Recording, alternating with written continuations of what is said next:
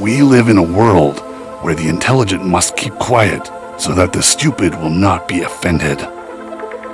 So let me take you into my world today, into a world of possibilities and what frees the mind to what can be.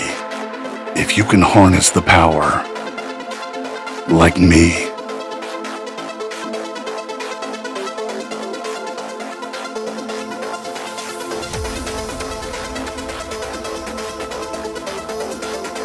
What are you afraid of?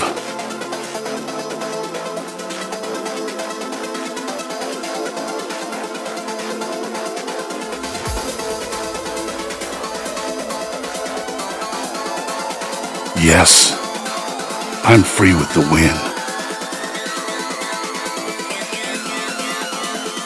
The time traveler.